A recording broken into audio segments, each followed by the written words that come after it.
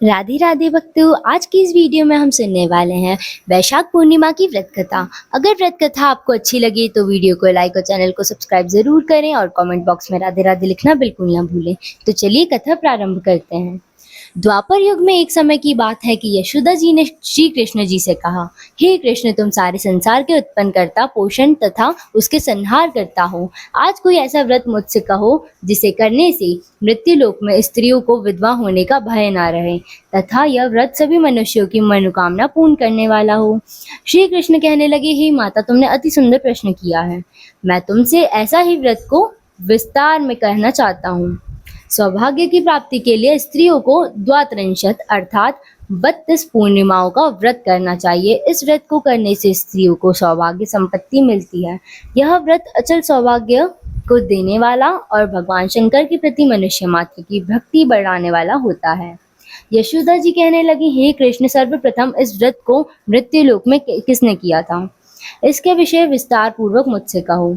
श्री कृष्ण जी कहने लगे कि इस भूमि मंडल पर एक अत्यंत प्रसिद्ध राजा चंद्रहास से पलित अनेक प्रकार के रत्नों को परिपूर्ण कातिका नाम की एक नगरी थी। वहां धनेश्वर नाम का एक ब्राह्मण था और उसकी स्त्री अति सुशील रूपवती थी। दोनों ही उस नगरी में बड़े प्रेम के साथ रहते थे। घर में धन धान्य आदि की कोई कमी नहीं थी। उनको एक बड़ा दुख था कि उनकी कोई संतान नहीं थी, जिस वजह से वह बड़े दुखी रहते थे।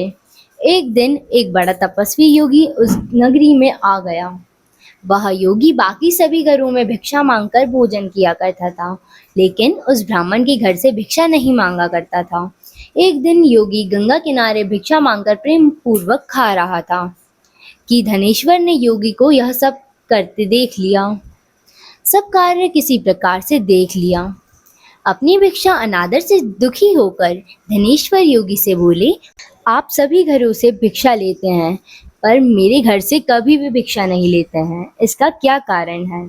योगी कहने लगा कि आपके धर्म हमें इस बात की आज्ञा नहीं देता है, क्योंकि अभी आप गृहस्थ जीवन में एक सुख से वंचित हैं। आपके घर संतान होने पर मैं आपके घर से भी भिक्षा स्वीकार कर लूंगा। उन्होंने कहा कि जिसे संतान नहीं है उसके घर से भिक्षा लेने पर मेरे भी पतित हो जाने का भय है। धनेश्वर यह सब बात सुनकर बहुत दुखी हुआ और हाथ जोड़कर योगी के पैरों में गिर पड़ा तथा दुखी मन से कहने लगा कि आप मुझे संतान प्राप्ति के उपाय बताएं। आप सर्वज्ञ हैं, मुझ पर अवश्य ही यह कृपा कीजिए। धन की मेरे घर में कोई कमी नहीं है, लेकिन मेरी एक संतान न होने के कारण अत्यंत दुखी हूँ मैं। आप मेरे इस दुख को हरण कर लीजिए। यह सुनकर योगी कहने लगे, तुम तो चंडी की आराधना करो। घर पहुंचकर उन्होंने यह सारी बात अपनी पत्नी को बताई और खुद वन में चला गया। वन में पहुंचकर उसने चंडी की आराधना की और उपवास भी किया।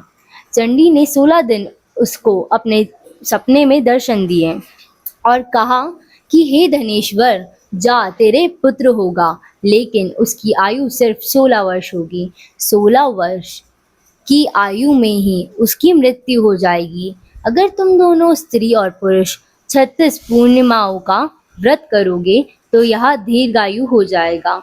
जितनी तुम्हारा सामर्थ्य हो उतने आचे के दिए जलाकर शिव जी का पूजन करना, लेकिन पूर्णमासी 36 ही होनी चाहिए। सुबह होते ही तुम्हें इस स्थान के पास एक आम का पेड़ दिखाई देगा। उस पर चढ़कर एक फल तोड़कर अपने घर चले जाना और अपनी स्त्री को इस बारे में बताना। सुबह स्नान होने के बाद वह स्वच्छ होकर शंकर जी का ध्यान करके उस फल को खा ले। तब शंकर भगवान की कृपा से उसको गर्भ हो जाएगा। जब ब्राह्मण सुबह उठा तो उसे उस स्थान पर आम का पेड़ दिखाई दिया और वह उससे फल तोड़ने के लिए चला गया, लेकिन वहां पेड़ पर चढ़ नहीं पा रहा था। यह देखकर उसे बड़ी चिंता हुई। उसने भगवान गणेश की उपासना की और कहा, हे दयानिधे, अपने भक्तों के विघ्नों का नाश करके उनके मंगल कार्य को करने वाले, दुष्ट का नाश करने वाले, रिद्धि सिद्धि देने वाले, आप मुझे इतना बल दें कि मैं अपनी मनोकामना पूरी कर सकूं। इसके बाद वह पेड़ से फल तोड़कर अपनी पत्नी के पास पहुंचा। उसकी पत्नी ने अपने पति के कहे अनुसार इस फल को खा लिया और वह गर्भवती हो गई। देवी की कृपा से उसे बहुत सुंदर पुत्र पैदा हुआ। उसका नाम उन्होंने देवीदास रखा। माता पिता के हर्ष और शोक के साथ वह बाल बढ़ने लगा। भगवान की कृपा से बालक बहुत ही सुंदर था, सुशील और पढ़ाई लिखाई में भी बहुत निपुण था। दुर्गा जी के कहे अनुसार उसकी माता ने पूरे 32 पूर्णमासी का व्रत रखा। जैसे ही 16वां वर्ग लगा, दोनों पति पत्नी बहुत दुखी हुए। कहे उनके पुत्र की मृत्यु ना हो जाए। उन्होंने सोचा कि अगर उनके सामने यह सब हुआ तो वह कैसा देख पाएंगे। तभी उन्होंने देवीदास के मामा को बुलाया और 1 वर्ष के लिए देवीदास को काशी के पढ़ने के लिए भेज दिया। 1 वर्ष के बाद उसे वापस लेकर आ जाना, ऐसा भी उन्होंने उसके मामा से कहा। देवीदास अपने माता के साथ एक घोड़े पर सवार होकर चल दिया। उसके मामा को भी यह बात पता नहीं थी कि वह 16 वर्ष होते ही उसकी मृत्यु हो जाएगी। दोनों पति पत्नी से 32 पूर्णमासी का व्रत पूरा किया। दूसरी तरफ मामा और भांजा दोनों रात गुजारने के लिए रास्ते में एक गांव में रुके। उस दिन उस गांव में ब्राह्मण की कन्या का विवाह होने वाला था। जिस धर्मशाला में वर और बारात के बाकी लोग रुके थे, उसी धर्मशाला में देवीदास और उसके मामा ठहर गए। उधर कन्या को तेल आदि चढ़ने के बाद जब लग्न का समय आया तो वर की तबीयत खराब हो गई। वर के पिता ने अपने परिवार वालों से विचार विमर्श करा और कहा, यह देवीदास मेरा पुत्र जैसा ही है, मैं उसके साथ लगन करा दूं और बाद में बाकी सारे काम मेरे बेटे के साथ पूरे हो जाएंगे। ऐसा कहने के बाद वर के पिता देवीदास को मांगने के लिए कुछ उसके मामा के पास गए और उन्हें सारी बात बताई। मामा ने कहा कि कन्यादान में जो कुछ भी मिलेगा वो हमें दे दिया जाए। वर के पिता ने बात स्वीकार कर ली। इसके बाद देवीदास का विवाह कन्या के साथ संपन्न हो गया। इसके बाद वह अपनी पत्नी के साथ भोजन न कर सका और मन में विचार करने लगा कि न जाने यह किसकी पत्नी होगी। यह सोचकर उसकी आंखों में आंसू आ गए। तब वधू ने पूछा कि क्या बात है, आप उदास क्यों हो? तब उसने सारी बात पत्नी को बता दी। तब कन्या कहने लगी, यह ब्रह्म विवाद के विपरीत है। आप ही मेरे पति हैं, मैं आप ही की पत्नी हूँ, किसी अन्य की बिल्कुल नहीं। तब देवीदास ने कहा, ऐसा मत करिए क्योंकि मेरी आयु बहुत कम है, मेरे बाद आपका क्या होगा? लेकिन उसकी पत्नी नहीं मानी और बोली, स्वामी आप भोजन कीजिए। दोनों रात में सोने के लिए चले गए। सुबह देवीदास ने पत्नी को 4 नगों से जड़ी एक अंगूठी दी और एक रुमाल दिया और बोला कि हे प्रिय, इसे लो और संकेत समझकर स्थिरचित हो जाओ। मेरे मरण और जीवन जानने के लिए एक पुष्प वाटिका बना लो, उसमें सुगंधि वाले एक नव मल्लिका लगा लो, उसको प्रतिदिन जल से सींचा करो और आनंद के साथ खेलो कूदो। जिस समय और जिस दिन मेरे प्राण अंत होगा उस दिन यह फूल सूख जाएंगे। जब यह फिर से हरे हो जाएं तो जान लेना मैं जीवित हूँ। यह समझाकर वहां से चला गया। इसके बाद जब वर और बाकी बाराती मंडप में आए तो कन्या ने उसे देखकर कहा कि ये मेरा पति नहीं है, मेरे पति वही हैं जिनके साथ मेरा विवाह हुआ है, इसके साथ मेरा विवाह नहीं हुआ है। अगर इन्हीं के साथ मेरा विवाह हुआ है तो आप बताइए कि इसको मैंने क्या दिया है और इसी के साथ कन्यादान के समय जो आभूषण मिले हैं वो दिखाएं। कन्या की ये सारी बातें सुनकर वह कहने लगा कि मैं यह सब नहीं जानता। इसके बाद सारे बारात भी अपमानित होकर लौट गई।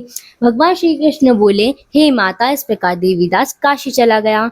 कुछ समय जब बीत गया तो एक सर्प उसको डसने के लिए वहां आया, लेकिन वह उसको काट नहीं पाया क्योंकि उसकी माता ने पहले ही 32 पूर्णिमा का व्रत कर लिया था। इसके बाद खुद काल वहां पहुंचा। भगवान की कृपा से तभी वहां माता पार्वती और भगवान गणेश आ गए। देवीदास को मूर्छित दशा में देखकर माता पार्वती ने भगवान शिव से प्रार्थना की कि हे महाराज, इस बालक की माता ने पहले ही 32 पूर्णिमा के व्रत कर लिए हैं, आप इसको प्राण दें। भगवान शिव ने माता पार्वती के कहने पर उसे प्राण दान दे दिया। उधर उसकी पत्नी उसके काल की प्रतीक्षा कर रही थी। उसकी पत्नी ने जाकर देखा कि पुष्प और पत्र दोनों ही नहीं हैं, तो उसको बहुत आश्चर्य हुआ और जब उसने देखा कि पुष्प वाटिका फिर से हरी हो गई तो वह समझ गई कि उसका पति जिंदा हो गया है। इसके बाद वह बहुत ही प्रसन्न होकर अपने पिता से कहने लगी कि मेरे पति जीवित हैं, उनको ढूंढिए। जब 16वां वर्ष व्यतीत हो गया तो देवीदास अपने मामा के साथ काशी चल दिया। इधर उसकी पत्नी के परिवार वाले उन्हें ढूंढने के लिए जा रहे थे कि उन्होंने देखा कि देवीदास और उसका मामा उधर ही आ रहे हैं। उसको देखकर उनके ससुर बहुत प्रसन्न हुए और उसे अपने घर ले आए। वहाँ सारा वगर इकट्ठा हो गया और कन्या ने भी उसे पहचान लिया। देवीदास ने इसके बाद अपनी पत्नी और मामा को लेकर वहाँ से चल दिया। उसके ससुर ने भी उसे बहुत धन दहेज दिया।